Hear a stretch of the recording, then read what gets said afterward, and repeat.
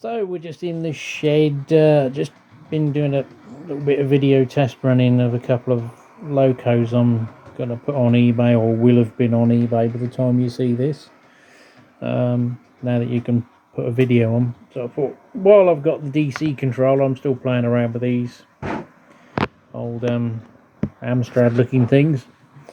I thought I'd try my latest acquisition, which is this little Ralph Rate Glass 20. That one to be precise, which I bought, I think, what was it, £79? Quite a good price. They seem to be fetching near on 100 plus if it's got the sound in it.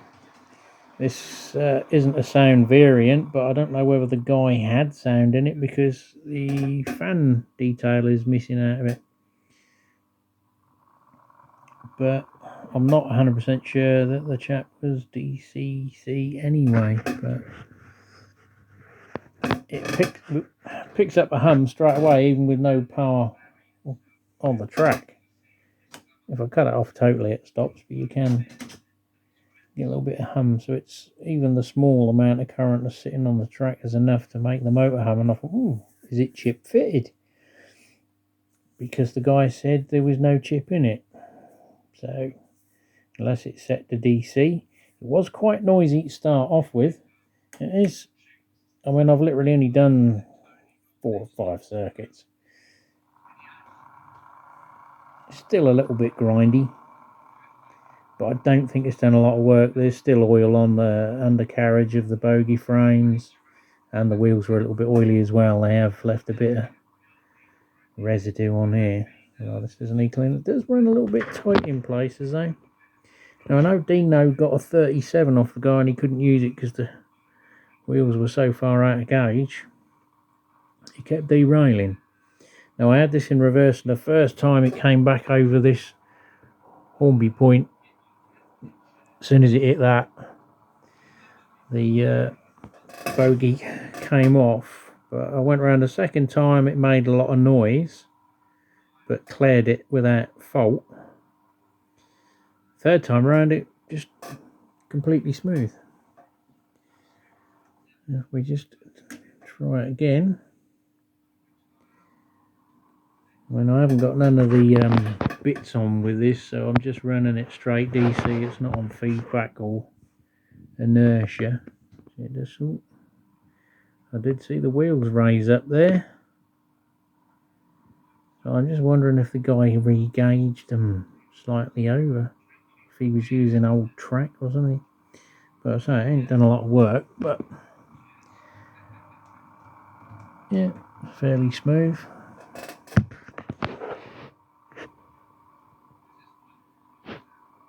Yeah, it does seem to be slowing down on the bends a little bit.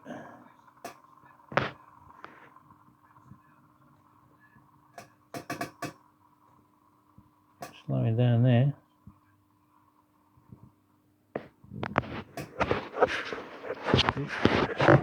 Fingers out of the way, as you can tell I'm on my phone. It's now making my hand ache. So we've got another one in the box to try as well. It speeds up there. Normally that bit of track that slows down. I don't know whether there's a bit of bad connection on that, high resistance. It's just coming up to the bit where I jumped. I'm hoping it don't, because no, that time it went round okay. Odd. So I'm hoping to be able to put this layout board out of the way for a little while. I need to work back on that.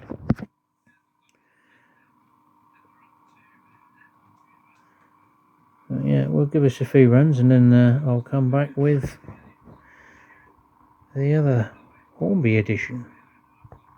Well, we're back. Put this one on the second radius. Still running a bit.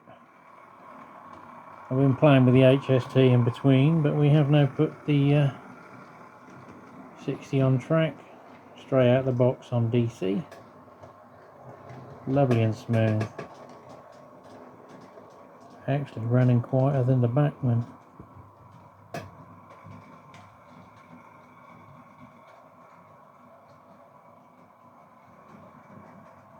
Bring him round. As obviously being on DC, everything works all at once. until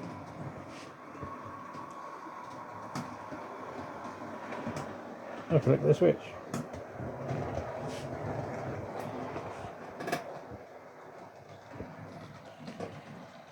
Give her a little bit of brake. Brake off.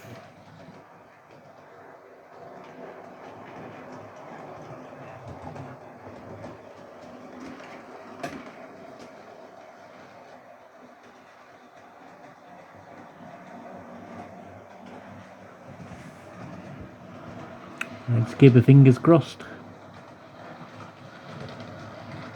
Smooth transition there. Well, we're on. Microphone's still working, which is even better. So it's been a while for me, but not for you, and the power of editing. So we have another plastic bag, which can generally mean only one thing. We've been buying from Aliexpress again. Have 4 items. Oh Lord, they don't even pack these ones. Just shove them in the outer bag. Madness, madness, madness. Have they all turned up in one piece and uncracked? They didn't even put bubble wrap in them. So these are about the least relevant to model railways, but a handy little gadget nevertheless, or gizmo.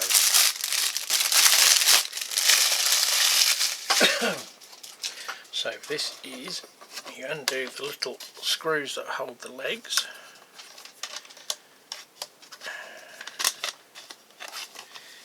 Get the screw, they're on little ratchety type clips so they don't slip when you do them back up. So the idea with these is they've got a lip and you hang it on the top of your screen, your monitor, and then angle the legs appropriately so that the top's level, do them up. Hey presto, you've got a little shelf to store yet more crap on top of your monitor. So I bought 3 because in some places 3 was as cheap as 1.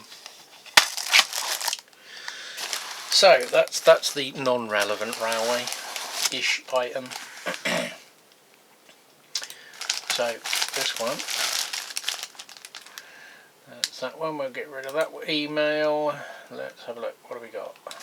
Well, next easiest one, glue sticks, black glue sticks. I thought they would be handy for modelling because obviously when you want to fill items in, and then you glue it up with the hot glue, and then you put a light inside a building or something, and you can, obviously, the light still bleeds through the adhesive. And these are black. I don't know how good they'll be. I think this was a pack of 60 for £2.81. So I thought, well, I'll buy the lesser quantity, and then if they're crap I won't be buying them again. But if they stick, don't they, you know. So the next on the list, again, I mean these were cheap, £7 for, these are the RGB light strips, so that you can do multicolours. This is a 20 metre reel though, the ones I think I had for 5 or 10 metres, because at the time 20 metre ones seem to be quite expensive for Chinese standards, let's say. But these are one that, I think this is a remote, or you can use it on an app on the phone.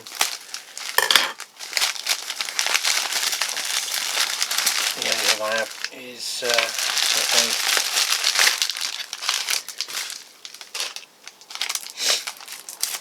yeah, it's very similar to the other one I've got. So the idea is I'm going to put these underneath the shelf helmets, and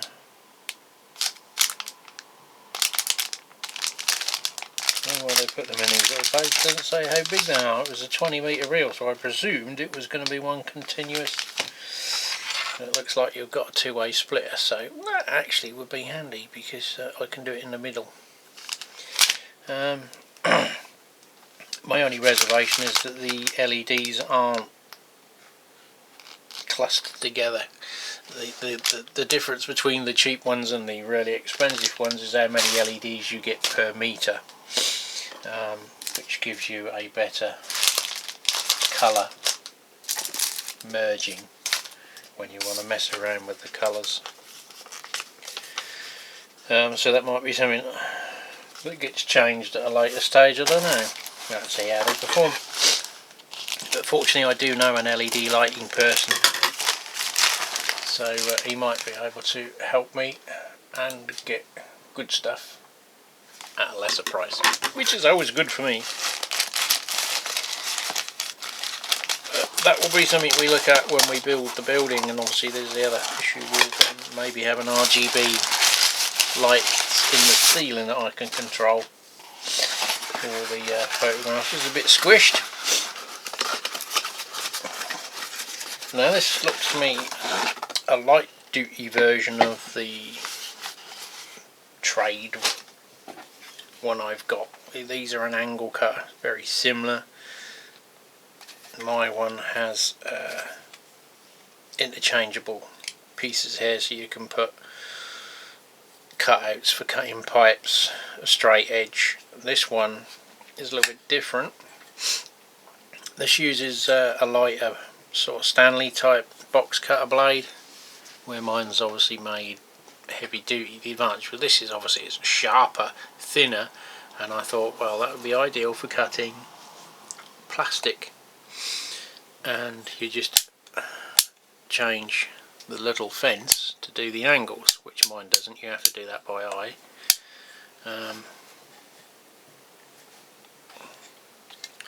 So you could, where are we, 120 degrees, put your plastic in and cut it to trim to an angle, or get a nice neat 90 degree or 45 all the way across, as long as this little thing is actually accurate. And that was £5. And what I like, because it's obviously cheap and cheerful blades, they're nice and sharp. When they go dull, you just put another one in for pennies. So I got that one for plastic trimming,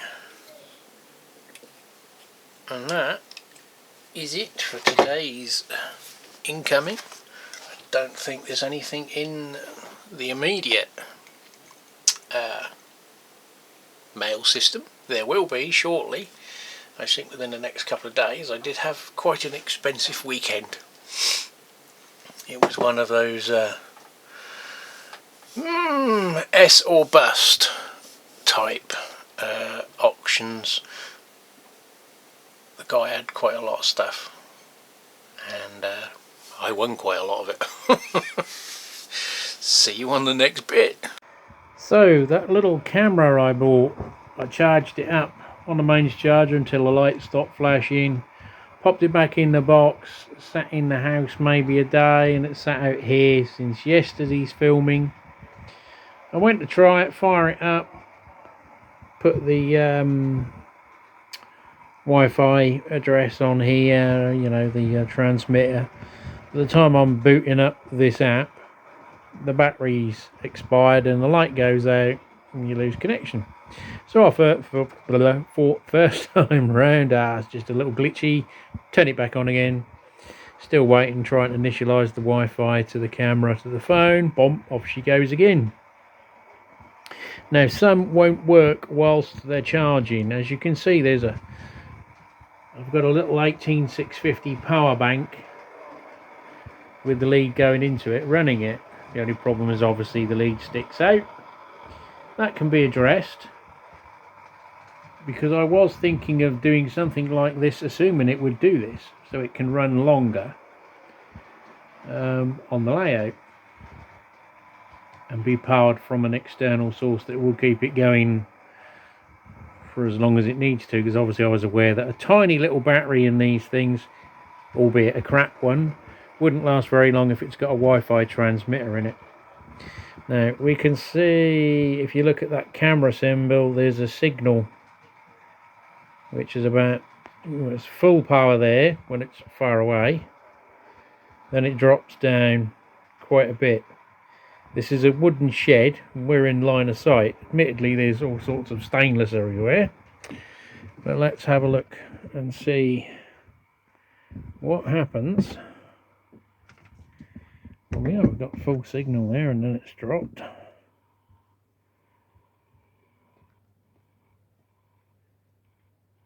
Getting a bit more bitty.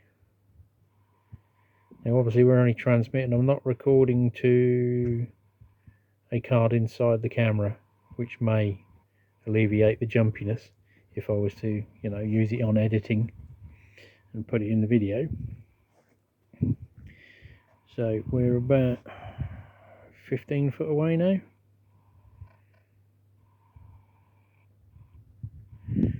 If we start walking, it says the range is 5 meters.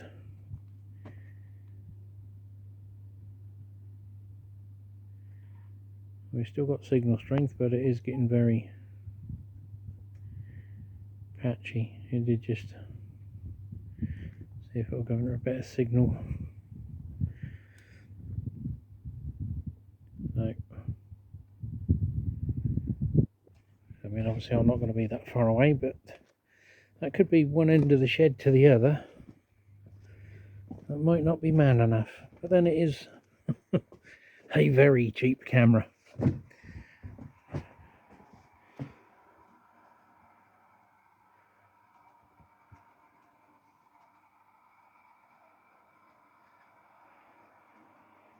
And we're back in the room.